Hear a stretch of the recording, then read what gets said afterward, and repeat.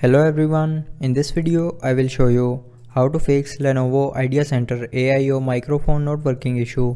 So before starting the video, don't forget to subscribe the channel and also press the bell icon.